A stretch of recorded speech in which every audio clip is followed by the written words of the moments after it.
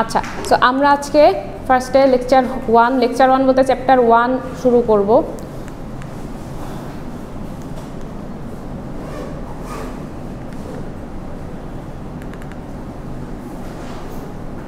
আচ্ছা, লেকচার 1 যখন আমরা পড়ব, এটাতে জাস্ট হচ্ছে আমরা, আচ্ছা আমার কোর্সটা কি কারো কি জানা আছে?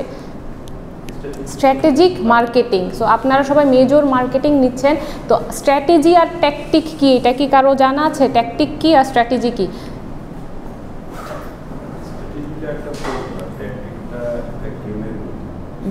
হ্যাঁ, আচ্ছা, গেমের সাথে রিলেট করেছেন নাকি বলতে সুবিধা হচ্ছে যে ছোটোবেলায় তো সবাই ক্যারাম বোর্ড, তারপর লুডো এগুলো খেলেছেন না, সো ওগুলোতে হচ্ছে কিছু ট্যাকটিক আমরা অ্যাপ্লাই করতাম, যে কীভাবে কোন অ্যাঙ্গেলে করলে হচ্ছে বেশি হচ্ছে ইয়ে করা যাবে, রেড ফেলা যাবে, তাই না? সো ওইটাকে আমরা বলবো ট্যাকটিক। কেন? ট্যাকটিক কিন্তু শর্ট টার্ম, আর ট্যাকটিক হচ্ছে আপনার সবসময় কিন্তু এটা ইফেক্টিভ না, বাট স্ট্র্যাটেজি হচ্ছে সবসময় ইফেক্টিভ আর এটা লং টার্ম, ঠিক আছে? তো স্ট্র্যাটেজি আর ট্যাকটিকের মধ্যে ডিফারেন্স বেসিক কোথায়, যে ট্যাকটিক হচ্ছে শর্ট টার্ম আর স্ট্র্যাটেজি হচ্ছে আপনি লং টার্ম অ্যাপ্লিকেবল। আচ্ছা, এখন তাহলে আপনারা যে মেজর মার্কেটিং কোর্স মানে সেমিস্টারে আছেন, তো দেখবেন যে 5টা কোর্সই এর যে বেসিক আইডিয়া ওভারঅল দেখবেন রিপিট হচ্ছে, যে এটা তো আমি স্ট্র্যাটেজিক মার্কেটিংয়ে পড়েছি, এটা তো হচ্ছে ইন্টারন্যাশনাল মার্কেটিংয়ে পড়েছি, বিসিজি ম্যাট্রিক্স কিছু টার্ম আছে। তখন দেখবেন যে মেজর মার্কেটিংটা ইফেক্টিভ হচ্ছে, যে আগে পড়েছেন সব ডাইভার্সিফাইড কোর্সেস, এবার দেখবেন যে একেবারে মার্কেটিংটা আপনার হচ্ছে কে কোন পোস্টে আছেন আমি জানি না, বাট যারা হচ্ছে সেলস অ্যান্ড ব্র্যান্ডিং অথবা মার্কেটিং এই প্রমোশনাল ইয়েতে আছেন, তাদের জন্য একেবারে ইজি হয়ে যাবে, যে আপনি রিয়েল লাইফের সাথে রিলেট করতে পারছেন। আচ্ছা, সো আমরা ওইটা আস্তে আস্তে জানবো।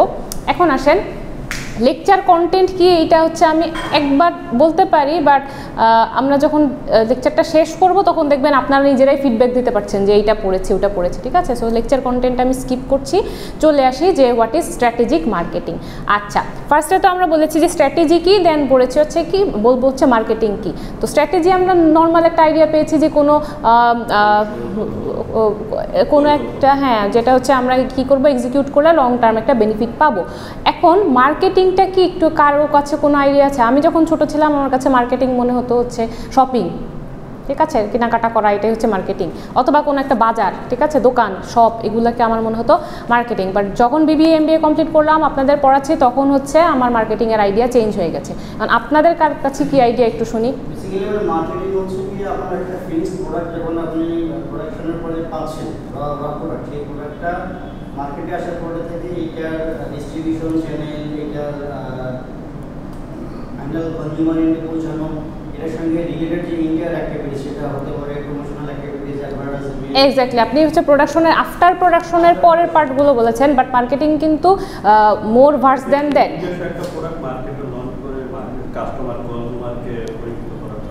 আচ্ছা, আপনি? হ্যাঁ, মার্কেটিং হচ্ছে একটা প্রোডাক্ট আমি ডিজাইন করব, প্রোডাক্টটা আমি মার্কেটে ছাড়বো এবং তাকে মার্কেটে দেওয়ার পর যে আফটার একটা সেলসের পর যে সার্ভিস হবে, টোটালটাই একটা মার্কেটিং এর অংশ। আচ্ছা, সবার আইডিয়া ক্লিয়ার আছে? আমি এখন একটু মানে একেবারে আপনারা যা বলেছেন প্রোডাকশনের পর থেকে বা সেলিংয়ের স্টেজ থেকে বলেছেন, আমি একটু ভার্স ওয়েতে বলি, যে এটা আপনার 3টা স্টেপকে আমরা মার্কেটিং বলবো। 3টা স্টেপ কি কি নিয়ে হতে পারে? একটা হচ্ছে এক্সট্রাকশন, একটা হচ্ছে ক্রিয়েশন, আর একটা হচ্ছে ডেলিভারি। এখন এক্সট্রাকশন কি means what? Extraction means information gather. Extraction হচ্ছে ইনফরমেশন গ্যাদার। এখন ধরেন আমি মার্কেটিং করবো, যে আপনারাই বলেছেন কোনো একটা প্রোডাক্ট সেল করতে হবে, প্রোডাক্ট অথবা সার্ভিস হতে পারে না?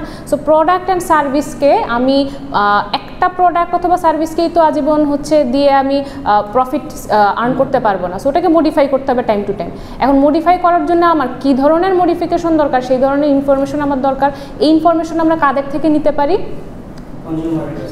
Consumer, either consumer or competitor.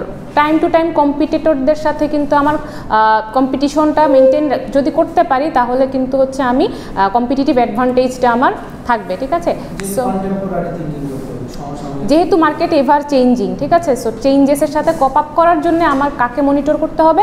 কম্পিটিটরদেরকে monitor করতে হবে। ওকে, সো এক্সট্রাকশনে হচ্ছে আমরা 2 টাইপস অফ ইনফরমেশন এক্সট্রাক্ট করব।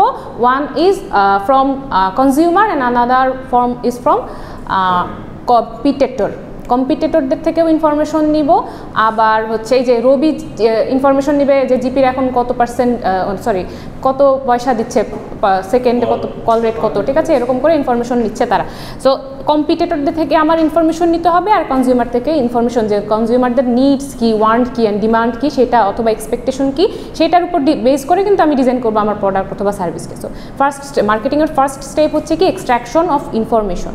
আচ্ছা, সেকেন্ড স্টেপ আমরা বলবো ক্রিয়েশন। এই যে ইনফরমেশনগুলো আমরা নিলাম, এই ইনফরমেশনগুলোকে আমি কি করব, ডিজাইন করব, ডিজাইন করে একটা প্রোডাক্ট অথবা সার্ভিসকে আমি ক্রিয়েট করব, ঠিক আছে। সো ক্রিয়েশন করলাম based on their expectation, based on whose expectation, consumers expectation. আচ্ছা, সেকেন্ড স্টেপ গেল। থার্ড স্টেপে আমরা কি করব, ডেলিভারি। এই যে প্রোডাক্টটা আমি হচ্ছে এত কষ্ট করে ইনফরমেশন গ্যাদার করে ক্রিয়েট করলাম, এটাকে হচ্ছে কি করলাম, আলটিমেটলি কনজিউমারদেরকে ডেলিভার করলাম, so that they can satisfy or meet their expectation, ঠিক আছে। সো এই তিনটা স্টেপকে আমরা বেসিক্যালি বলি মার্কেটিং। হ্যাঁ, এখন মার্কেটিংয়ের যে এতগুলো ভার্সাটাইল স্টেপস আছে, আমরা হচ্ছে কিন্তু এই যে ক্রিয়েশন থেকে চিন্তা করি, ইনফরমেশন যে গ্যাদার করতে হয় এটা জানি বাই ডিফল্ট, যে ইনফরমেশনের উপর বেস করে তো ক্রিয়েট করছি প্রোডাক্ট, বাট এটা হচ্ছে আমরা কখনো কনসিডার করি না। এই যে কিছু স্টেপস আমরা স্কিপ করি, এগুলোকেই আমরা বলছি স্ট্র্যাটেজি। সো মার্কেটিংটাকে কত ইফেক্টিভ ওয়েতে আমি ইউটিলাইজ করতে পারি সেটাকে আমরা বলছি স্ট্র্যাটেজিক মার্কেটিং। সো এই যে সেমিস্টারে এই কোর্সটাতে আমরা আসলে বেসিক অ্যান্ড সিম্পল স্ট্র্যাটেজি দেখব, যেগুলো আসলে আমাকে লং টার্ম ইফেক্টিভ বেনিফিট দিবে, ঠিক আছে। সো এটাকে আমরা বলছি স্ট্র্যাটেজিক মার্কেটিং। আচ্ছা, এখন স্ট্র্যাটেজিক মার্কেটিংয়ের একটাই হচ্ছে ফোকাস থাকতে হয় যে সবসময় এই মার্কেটিংটা কাস্টমার বেসড হবে, কাস্টমারদেরকে ফোকাস করে হচ্ছে যে মার্কেটিং, ওইটাকে আমরা বলবো স্ট্র্যাটেজিক মার্কেটিং। কারণ কাস্টমারদেরকে যদি আমি মেইনলি ফোকাস করি অথবা প্রায়োরিটি দেই, তাহলে কিন্তু আমার মার্কেটিংটা ডিফারেন্ট লেভেলে হয়ে যায়। আর যদি আমি ভাবি যে না, শুধু আমি ব্র্যান্ডকেই প্রমোট করব, আমার প্রফিটের দরকার নাই, অথবা কাস্টমাররা যা খুশি হোক, তাহলে কিন্তু আমার লয়ালিটি, কাস্টমার যে লয়াল কাস্টমার আছে তাদেরকে আমি হারাবো। আচ্ছা, সো ওই টেন্ডেন্সিটা থেকে বাদ করে আমরা যেই স্ট্র্যাটেজি ফলো করব, ওইটা আমরা হচ্ছে এই কোর্সটাতে দেখব। আচ্ছা, এখন এখানে কিছু বেনিফিটস দেওয়া আছে যেগুলো আমরা অলরেডি ডিসকাস করে ফেলেছি, এখন জাস্ট আমরা মিক্স অ্যান্ড ম্যাচ করব। দেখেন, ফার্স্টটা বলেছে ফোর্স লং রেঞ্জ ভিউ। এখানে আমরা দেখেন অলরেডি কিন্তু মার্কেটিংটা এমনভাবে ডিজাইন করেছি সেটা আমাকে লং টার্ম বেনিফিট প্রোভাইড করে যেন, ঠিক আছে। দেন সেকেন্ড বলেছে make visible resource allocation decision. এখন রিসোর্স, আপনার এক্সিস্টিং রিসোর্স যা আছে সেটাকে আপনি কিভাবে অ্যালোকেট করবেন সেটার ডিসিশন কিন্তু আপনার নিতে হচ্ছে, যেমন কাস্টমার নিড এর উপর বেস করে, ঠিক আছে। দেন বলেছে যে aid strategic analysis and decision making. এখন আপনার ডিসিশন নিতে ইজি হচ্ছে যে আপনি কি প্রাইস লোয়ার সেট করবেন নাকি হায়ার সেট করবেন। হায়ার প্রাইস সেট করলে আপনার টার্গেট কি থাকে, যে আপনি market share, highest market share আপনি আর্ন করতে চাচ্ছেন। আর যদি লোয়ার প্রাইস সেট করেন তাহলে ওইটার টার্গেট কি থাকে, কম্পিটিটরদেরকে বিট করা, ঠিক আছে।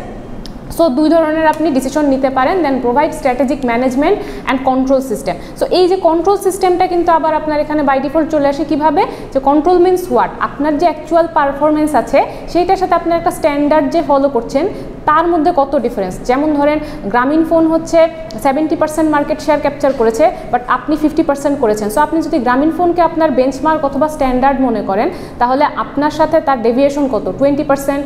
70 আর 50-র মধ্যে গ্যাপ 20%। সো এইটাকে আপনি যখন আইডেন্টিফাই করতে পারবেন, আপনার অ্যাকচুয়াল পারফরমেন্স যখন মেজার করতে পারবেন, তখন কিন্তু আপনি নেক্সট স্টেপ যে এক্সিস্টিং স্ট্র্যাটেজিটাকেই আপনি কন্টিনিউ করবেন নাকি নিউ কোনো স্ট্র্যাটেজি এক্সিকিউট করবেন, সেটা আপনি তখন ডিসাইড করবেন। দেন বলেছে যে provide horizontal and vertical communication and coordination system COP with change.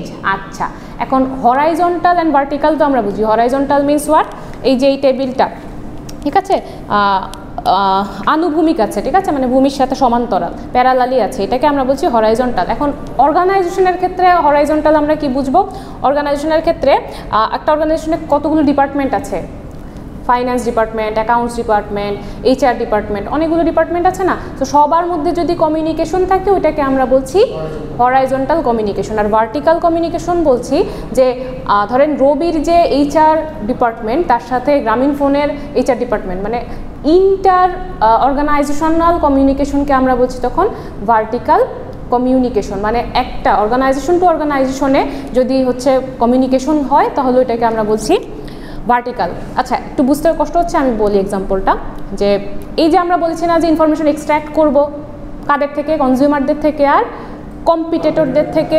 So এখন কম্পিটিটরদের থেকে কি আমরা মির্জাফর হয়ে মানে আমার ইনফরমেশন সব সিক্রেট শেয়ার করে দেবে এমন তো না। তাদের সাথে আমরা কি করব, পার্টনারশিপে যাব অথবা কোনো মেমোরেন্ডাম অফ আন্ডারস্ট্যান্ডিংয়ে যাব। সো ওইভাবে তারা হয়তো আমাকে হেল্প করবে যে এখন আমি কোন ডিসিশন নিতে পারি। সো এই যে কমিউনিকেশনটাই ইন্টার অর্গানাইজেশনাল কমিউনিকেশন, এটাকে আমরা বলছি vertical communication.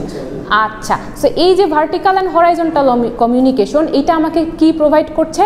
Better synchronisation and coordination, ঠিক আছে, between strategy and marketing and then cope with change. এই যে আমরা স্ট্র্যাটেজিক মার্কেটিং ম্যানেজমেন্ট আমরা করবো, এটাতে আমাকে কি করছে যে মার্কেট যে চেঞ্জেস আসছে সেইটার সাথে আমাকেও স্ট্র্যাটেজি চেঞ্জ করতে হবে অথবা নিউ স্ট্র্যাটেজি আনতে হবে, সেইটা আমাকে অ্যালাউ করছে, ঠিক আছে।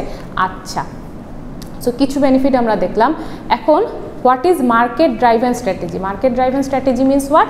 আমরা বলেছি যে বেসিক্যালি স্ট্র্যাটেজিক মার্কেটিংয়ের ফোকাস থাকে কি? স্ট্র্যাটেজিক মার্কেটিংয়ের ফোকাস থাকবে হচ্ছে কাস্টমার বেসড, মানে কাস্টমারদের এক্সপেকটেশন বেস করে তাদের প্রোডাক্ট ক্রিয়েশন করতে হবে।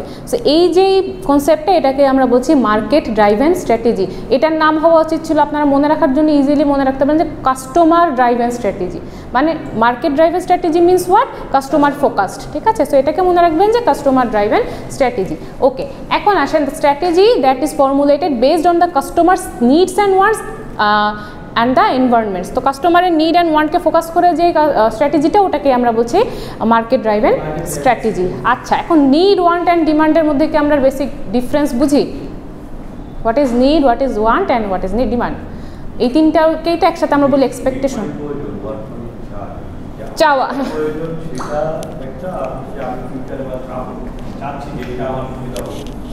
সুবিধা হোক, যেমন আমি একটা জিনিস ইউজ করতেছি, আমি আর চাই না, ঠিক আছে, এটা যদি অন্য ডিফারেন্ট হইতে হয় আমার জন্য আরো ভালো হয়। যেমন আমরা মার্কেটিং এর যেমন আইপিএস দিয়ে উদাহরণ দিই, যেমন আমরা একটা আইপিএস সেল করতেছি, মার্কেট চাচ্ছে যে এটার সাথে সোলার এটা আরো ভালো হয়। যেমন একটা হচ্ছে নিড, আমার আইপিএস দরকার যাওয়ার জন্য ব্যাকআপ দরকার, তার সাথে যদি আমার সোলার হয় ওইটা আমার ওয়ান্ট, মানে চাওয়া যদি হতে পারে। ওকে, এক্স্যাক্টলি। আমরা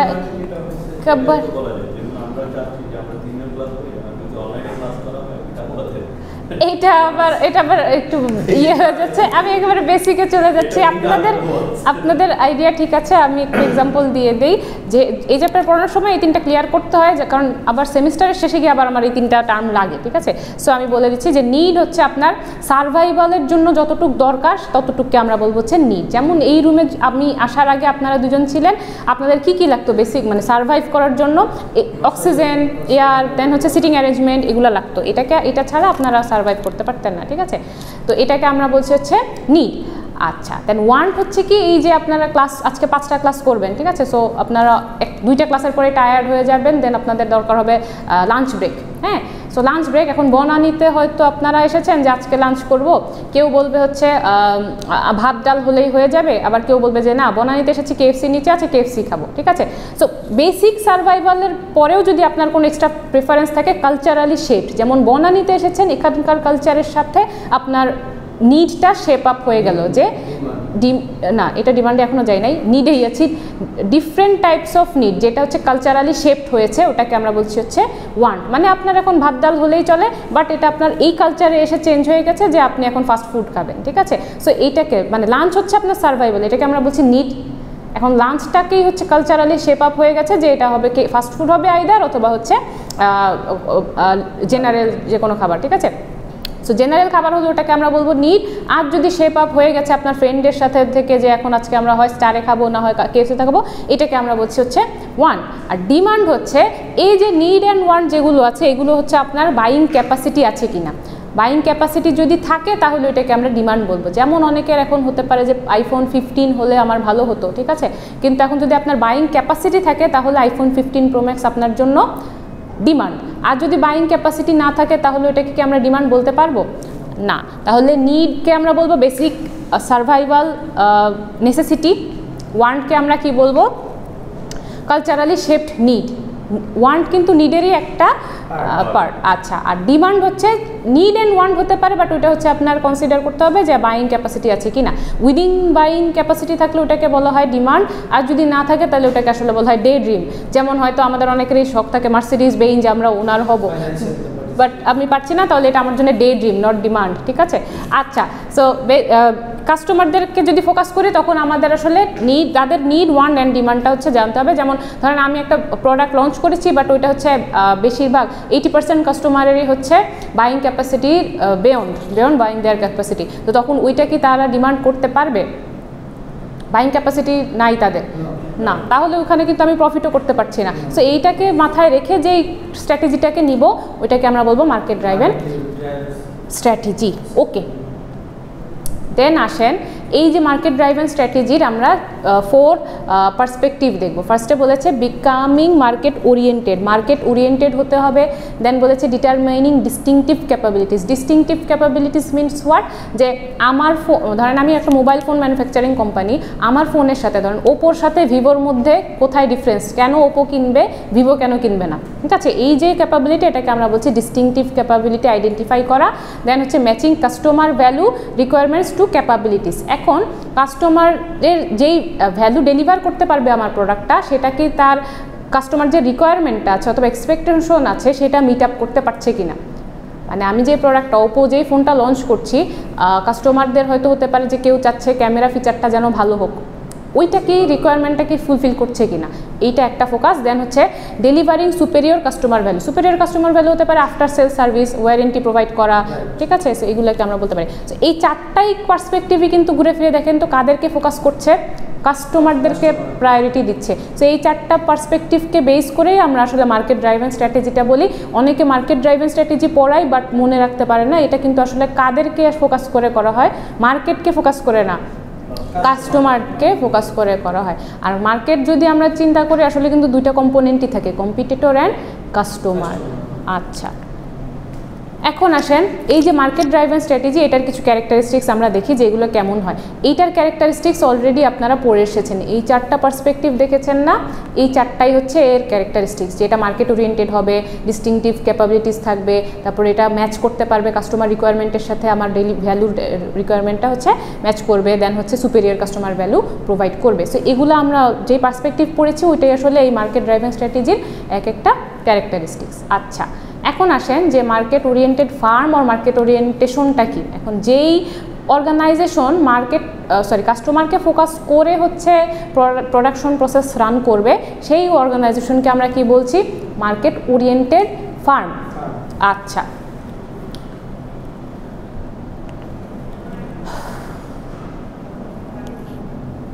আচ্ছা ঠিক আছে, এখন আসেন এখানে ডেফিনেশন ছিল কিছু। এখন আসেন এখানে বলছি যে market orientation according to slaughter and হচ্ছে নার্ভার অ্যান্ড স্ল্যাটার দুজনের থিওরিটা একটু লাগবে। ডেফিনেশনগুলো আমি স্কিপ করেছি কারণ কনসেপ্টটা জানলেই হবে, আপনারা লিখতে পারবেন, ঠিক আছে। এখন থিওরিটা একটু চলে আসি, যে বলেছে customer focus, competitor focus, cross functional আর ডিপার্টমেন্টাল কোঅর্ডিনেশন, অ্যান্ড বলেছে লং টার্ম ফোকাস অ্যান্ড হচ্ছে প্রফিটেবিলিটি। সো এই যে স্ল্যাটার অ্যান্ড নার্ভার বলেছে যে মার্কেট ওরিয়েন্টেশন আসলে কি হতে হয়, যে অবশ্যই কি হতে হবে, ফার্স্টলি কাস্টমার ফোকাস হতে হবে, দেন এটাকে কম্পিটিটরদেরকেও ফোকাস করতে হবে, আর বলেছে যে ক্রস ফাংশনাল ডিপার্টমেন্টাল কোঅর্ডিনেশন। এই যে দেখেন কাস্টমারদেরকে ফোকাস করেছেন, কম্পিটিটরদেরকে ফোকাস করেছেন, তো তাদেরকে ফোকাস করে আমার আসলে আলটিমেট গোল কি, গোল হচ্ছে ইনফরমেশন এক্সট্র্যাক্ট করা। ইনফরমেশন এক্সট্র্যাক্ট করলে কিন্তু করার জন্য আমার কিন্তু জোর করে তো আর আমি ইনফরমেশন আদায় করতে পারবো না, কোঅর্ডিনেশন দরকার। সো এইটার কথা বলেছে যে ক্রস ফাংশনাল আর ডিপার্টমেন্টাল কোঅর্ডিনেশন, আর বলেছে লং টার্ম ফোকাস। এই যে কোঅর্ডিনেশনটা থাকলে কিন্তু আমি লং টার্ম বেনিফিট অলরেডি পাবো। অ্যান্ড বলেছে যে প্রফিটেবিলিটি, আলটিমেটলি যে এত পরিশ্রম করছি, ইনফরমেশন এক্সট্র্যাক্ট করছি, দেন ভ্যালু ক্রিয়েট করছি, দেন কাস্টমারদের এক্সপেকটেশনটাকে রিকোয়ারমেন্টটাকে আমি মাথায় রাখছি যে এটা কি আমার ভ্যালুটা তাদেরকে রিকোয়ারমেন্ট ফুলফিল করবে কি না। সো এই এত পরিশ্রমের আসলে আলটিমেটলি টার্গেট কি, প্রফিটেবিলিটি। সো স্ল্যাটার অ্যান্ড নার্ভার বলেছে যে কাস্টমার ওরিয়েন্টেড আর মার্কেট ওরিয়েন্টেড স্ট্র্যাটেজির মেইনলি আসলে ফোকাস থাকে এগুলো, ঠিক আছে।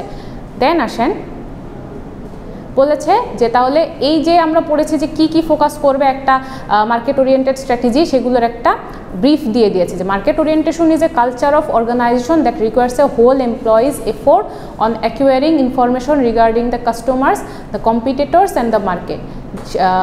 Share the information and take actions to the information. সেটাকে একটু ঘুরিয়ে পেঁচিয়ে বলেছে, বাট আমরা সিস্টেমেটিক্যালি পড়েছি যে আগে হচ্ছে কি ইনফরমেশন এক্সট্রাকশন, দেন ক্রিয়েশন, দেন হচ্ছে ডেলিভারি। আচ্ছা, ডেলিভারি কি করব? ভ্যালু ডেলিভার করব। আচ্ছা, এখন আসেন, বলেছে যে it also focus on the customer satisfaction, needs and wants and demands আমরা পড়ে এসেছি। সো আলটিমেটলি আমরা কিন্তু উইদিন 10 মিনিটসে আমরা হচ্ছে 50% বলা যাবে, 50% আমাদের ক্লিয়ার হয়েছে কনসেপ্টটা। দেন আস্তে আস্তে আমরা এক একটা স্ট্র্যাটেজি পড়বো, price strategy, promotion strategy, service strategy, ঠিক আছে? এগুলো এক একটা চ্যাপ্টার আলাদা আলাদা করে পড়বো। স্ট্র্যাটেজি মার্কেটিংয়ে আমরা এক একটা স্ট্র্যাটেজিকে নিয়ে এক একটা চ্যাপ্টার পড়বো, ঠিক আছে?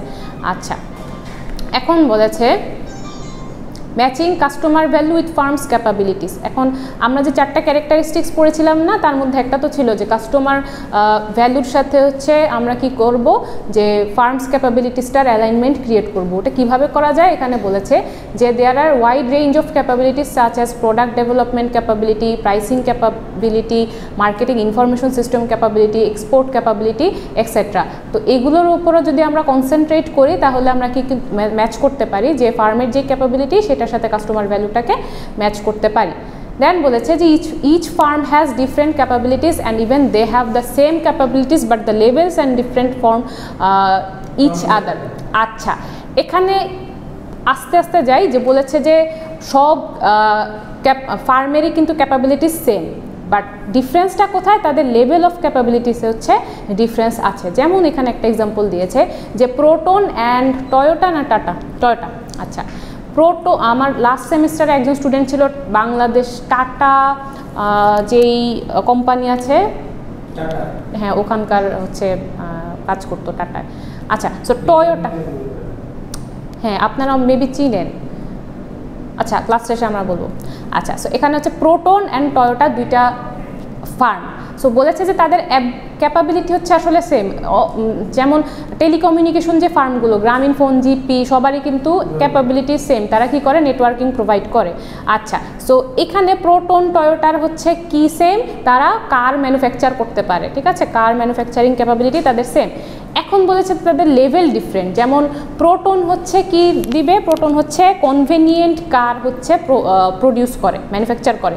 আর টয়োটা কি করে? টয়োটা করে হচ্ছে ট্রান্সপোর্টেশন, মানে হচ্ছে আপনার র মেটেরিয়ালস ট্রান্সপোর্টেশনের জন্য ট্রাক, লরি, এগুলো হচ্ছে ম্যানুফ্যাকচার করে। তো তারা কিন্তু দুইটা ফার্মে কিন্তু কি ম্যানুফ্যাকচার করছে? ট্রান্সপোর্টেশন বা কার ম্যানুফ্যাকচার করছে, বাট লেভেল হচ্ছে ডিফারেন্ট। এখন ধরেন আপনার দরকার হচ্ছে কোথাও কনভেনিয়েন্ট, যে আপনি যাওয়া আসার জন্য, যাতায়াতের জন্য একটা ট্রান্সপোর্টেশন খুঁজছেন, তখন আপনি কাকে সিলেক্ট করবেন? প্রোটনকে, ঠিক আছে? প্রোটনের কোনো একটা কার সিলেক্ট করবেন।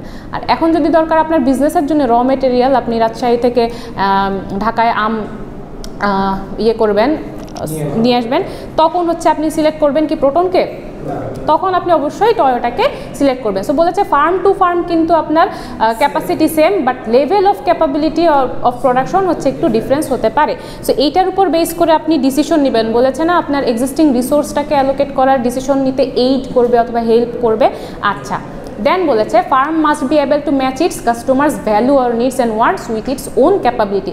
এখন দেখেন এই যে তার ক্যাপাবিলিটি হচ্ছে কতটুক, সেটা তো সেই ফার্ম জানে। যে প্রোটন জানে যে সে শুধু কনভেনিয়েন্ট কারই প্রডিউস করতে পারবে, টয়োটা জানে সে শুধু আউটসোর্স করার জন্য, ট্রান্সপোর্টেশন এইড করার জন্য ওই কারগুলো প্রডিউস করতে পারে। সো ফার্ম তো জানে, তো তার হচ্ছে এখন যদি টার্গেট থাকে, প্রোটন যদি এখন কম্পিটিটর টয়োটার সাথে ফাইট করে যে না আমার প্রফিট ম্যাক্সিমাইজেশনের জন্য আমি কনভেনিয়েন্ট কারের পাশাপাশি আবার ট্রান্সপোর্টেশনও প্রোভাইড করব, তখন সে তার কিন্তু প্রোডাকশন লাইন চেঞ্জ করে কি করবে? ট্রান্সপোর্টেশন কারেরও হচ্ছে কি করবে? ম্যানুফ্যাকচারিং ফ্যাসিলিটি স্টার্ট করবে। সো এইটাকে বলেছে যে farm must be able to match it's customer value or needs and wants with its own capability. তার রিসোর্স আছে কিনা সেইটার উপর, রিসোর্স আছে কিনা, রিসোর্স সাপ্লাই আছে কিনা সেইটার উপর বেস করে কিন্তু সে ডিসিশন নিবে। আচ্ছা, দেন বলেছে capabilities can be improved by knowledge. এখন তার হচ্ছে কি মার্কেট রিসার্চ করতে হবে। এই নলেজটা কোত্থেকে আসবে? মার্কেট রিসার্চ করতে হতে পারে। যে ধরেন প্রোটন একটা ডিসিশন নিয়ে নিল যে সে এখন কনভেনিয়েন্ট কারের পাশাপাশি ট্রান্সপোর্টেশনেরও ম্যানুফ্যাকচার করবে, কিন্তু ধরেন মার্কেট রিসার্চ করে দেখা গেল যে কাস্টমাররা তখন হচ্ছে বলবে যে এমন হতে পারে টেন্ডেন্সি যে তারা হচ্ছে তখন আর কনভেনিয়েন্ট কারের জন্য প্রোটনকে সিলেক্ট করতো, বাট কনভেনিয়েন্ট কারের এখন বলবে যে কোয়ালিটি ফল করেছে, এরকম হতে পারে না? তো তখন হচ্ছে তো কাস্টমার আবার চলে যেতে পারে। সো টয়োটার দিকে সুইচ করতে পারে। সো এই কারণে মার্কেট রিসার্চটা করলে যে নলেজটা আসে সেইটার উপরে কিন্তু ক্যাপাবিলিটি আসলে ইমপ্রুভমেন্ট হয়। দেন বলেছে get new knowledge through training and retraining and R&D হচ্ছে একটু আগে আমরা পড়েছি research and development. Okay, very good. এইবার আসেন, আমরা পড়ছিলাম হচ্ছে matching capacities of customers with values with their requirement, ঠিক আছে। এখন পরের যে ক্যারেক্টারিস্টিক্স পড়েছিলাম, এক মিনিট ম্যাম, এক মিনিট। আচ্ছা, আপনাদের নেক্সট লেকচার শুরু হওয়ার টাইম হয়ে গেছে। সো আজকের ক্লাস আমার এতটুকুই, নেক্সট ডে আমরা এটা কমপ্লিট করবো ইনশাল্লাহ। আচ্ছা।